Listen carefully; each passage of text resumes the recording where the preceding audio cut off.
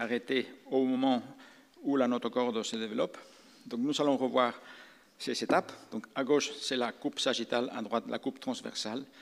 Donc ici, on nous met en vert le processus notocordal pour le distinguer du reste du mésoderme intra-embryonnaire qui est en rouge. Donc il y a toujours ces codes couleurs dans ces images. En bleu, c'est l'ectoderme, en jaune, c'est l'endoderme, et en rouge ou vert, c'est le mésoderme. Et donc vous voyez, le mésoderme extra-embryonnaire, il est rouge, puisque c'est du mésoderme, mais extra-embryonnaire. Et l'endoderme du sac vitellin, il est en jaune parce que c'est de l'endoderme, même si c'est de l'endoderme viscéral ou extra-embryonnaire.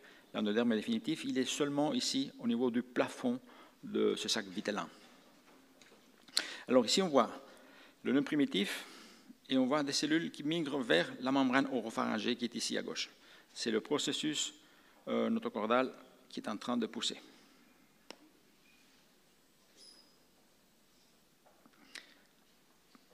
Ici, c'est la coupe que l'on voit à droite.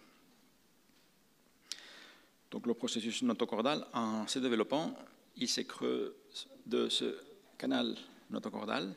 Donc c'est l'image en transversale en bas. Ensuite, il y a la disparition de ce plancher. Et donc, on voit la formation de ce canal neurantérique et de la plaque notocordale.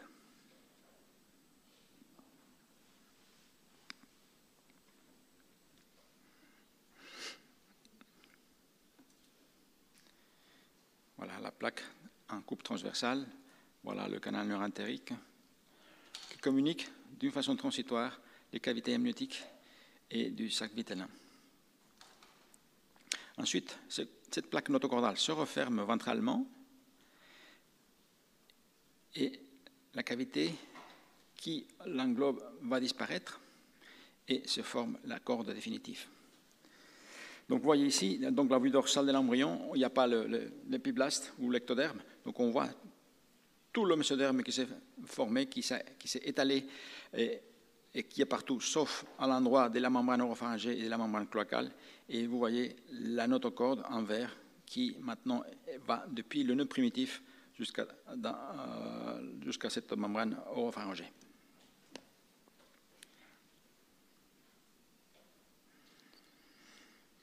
Et donc maintenant on a remis... voilà, ça c'est juste pour vous montrer comment, dans la partie postérieure, il y a une différenciation très particulière qui s'est faite au niveau de la paroi postérieure de l'endoderme du sac vitellin. C'est un organe qui... Attendez, voilà, c'est un organe vestigial, en fait, qui n'a pas de fonction vraiment à proprement dit, à parler dans l'embryon, que l'on appelle l'allantoïde. Il est intéressant, l'allantoïde, parce que d'une part, c'est ici qui se trouvent les cellules qui vont former la lignée germinale, d'une part, qui vont ensuite migrer pour aller jusque dans les gonades en développement, et d'autre part parce que l'allantoïde, qui est une sorte d'organe excréteur vestigial, qui n'est jamais fonctionnel dans l'embryon, ne va pas disparaître complètement, va contribuer au développement de la vessie de l'urine. Mais nous verrons